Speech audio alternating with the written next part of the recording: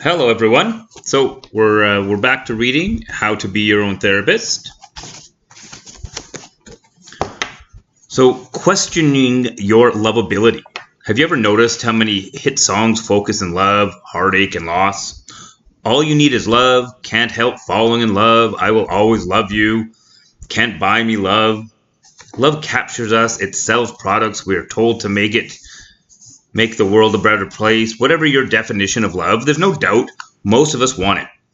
Love means feeling connected, seen, heard, and understood by another human being. We crave a lot of sense of belonging and to know we are not alone. In the absence of love, we may wonder, am I lovable? But we don't necessarily need to be single to question how lovable we are. Some people find themselves asking the same question when they're in a loving relationship. Sometimes because your prior relationships or experience, I have heard a great expression from a priest many years ago. If you really knew me, would you still love me? What it means is that many of us doubt our lovability because we believe that our imperfections makes us inherently less lovable. I believe our vulnerabilities makes us more lovable. If you've never been told that you're loved, then it's logical to doubt your lovability. But that doesn't make it true. Not everyone knows how to express themselves in love. I came from a family where there was love, but the word itself wasn't used very often. This may be true for you too. There's another possibility I would like you to consider. There are people in your life who may not have loved you in the way they should have. This doesn't mean you're not deserving of love, but it's possible that some of those people genuinely didn't know how to give it. For example, some people have a parent who doesn't know how to express love. They simply don't know how to do it. But we must also consider that love was never shown to them. Unexpressed love or an inability to express love can be transgenerational. An expression I came back to often that articulates this wall is everyone is at fault, but no one is to blame. Whatever your experience has been of love, knowing you are lovable is pivotal to a full, happy life. To ignore that would be a travesty. Together, we will face your belief that you are not lovable, if indeed that is a belief you hold, head on, because whoever you are, whatever your story, whatever mistakes you've made, you are lovable. We all are. We are born that way. Over to you for a little work. I can hear you sigh, but it will be worth it. Let's break the work down into manageable chunks, exploring how you think, feel, and behave in relationship to the 4 areas we've just covered. You may not need to cover all 4 areas. It could be that one area feels particularly pertinent to you. For example, if you feel safe and secure isn't a big issue for you, then it's fine not to dwell on that. You are in the driving seat here, and it's your decision what you focus on. I should preface this by saying that therapy isn't like a visit to a spa. You won't always feel pampered and indulged. There will be moments when you may not like what I say. You may feel like throwing the book at the wall or calling me some lovely swear words. Don't worry, I've heard them all before.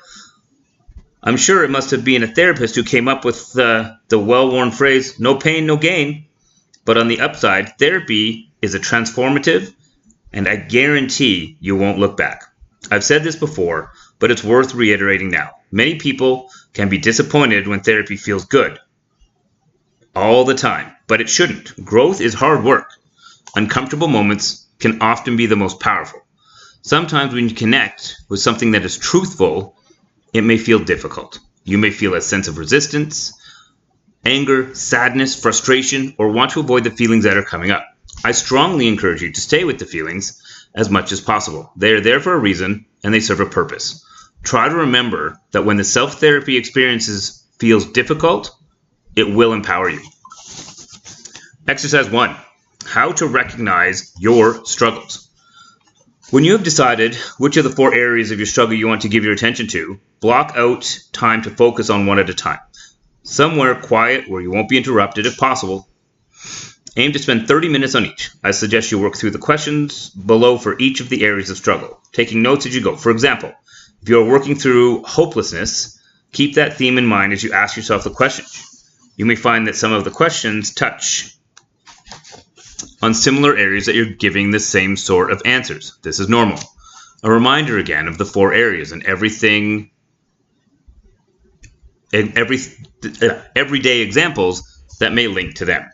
Lack of self-worth feels like low confidence, self-doubt, fear of risk, self-criticism, not feeling deserving, not feeling good enough, not feeling safe and secure, feels like anxiety, can lead to pain, panic attacks, phobias, avoidance of new situations, dislike of new routines, hypervigilance, a sense of hopelessness, can mean depression, a lack of motivation, giving up on life, avoiding situations and people, lack of self-care, destructive behaviors, questioning your lovability, can result in relationship difficulties, not valuing yourself, accepting poor behaviors from others, negative appraisal of yourself, not prioritizing your own needs, speaking negatively about yourself. A reminder that this stage is simply acknowledging and recognizing what you may struggle with. Whatever comes up, just try to stay curious about how you react. All right, questions to reflect on each of the 4 areas. 1. Do I have ways of thinking about myself, others, and life that feel particularly negative, critical, fearful, or catastrophic? Do I doubt myself and others? Or am I cynical about their intentions? Make a note of whatever came up for you, as well as any other unwelcome or unhelpful ways of thinking not listed here, and the situations during which those feelings surfaced. When does this happen for you? How often? Are there particular triggers or situations? It could be that reflecting on these questions make you feel unexpected emotion or leads to thoughts about something else. Remember, you are simply noting what happens, not trying to work it all out at this stage. If specific examples come to mind, then of course, write them down. For instance, you may recognize you have a pattern of deflecting or refusing praise. A recent example being when you made a birthday meal for your partner yesterday, but brushed off the compliments and said it was nothing, despite it taking you several hours to put together. There will be many examples that come to mind. Essentially, you are bringing to life how your patterns play out in your everyday life. Next, we're going to look at feelings. 2, do I regularly find myself feeling fearful, vulnerable, unsafe, or lonely in my everyday life? Do I routinely feel sad, misunderstood, empty, or isolated? Is a sense of abandonment the norm for me?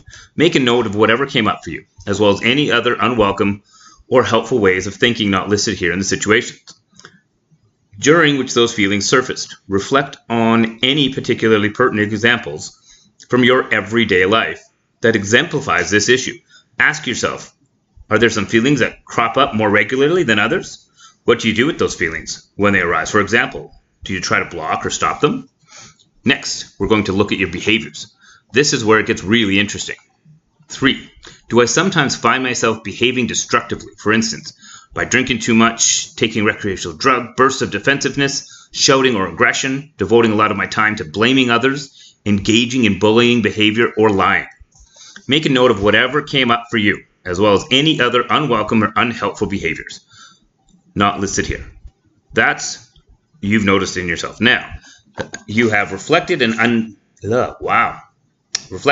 identified thoughts, feelings, and behaviors surrounding the 4 areas of struggle. I want you to hold on to one thought and keep it with you throughout your reading of this book and beyond. Everyone, including you, was born good enough. Any belief to the contrary is falsehood that you were taught by people or circumstances. Our job together is to help you unlearn anything dysfunctional or unhealthy. And to do that, I need to help you understand how life experiences that have happened to you influence who you are today. All right, so that's one more page or one more part of our storytelling. I do have questions though. If anybody has a book that they think could benefit me or benefit somebody else, please, by all means, put a comment, put a like on it. Let me know what you think of the book, why I should read it. I've got 2 other books that I'm going to read. Let That Shit Go. And I thought it was just me. So those are 2 I'm going to read after this. Obviously, I'm going to put some time and effort into to going through some of the stuff in this one because it's specifically about therapy. And I will eventually write those down and figure out how I can bring that into my conversation, into the channel, and see how that all works out. Thanks everybody for listening. Hug your kids and kiss your spouse. Bye.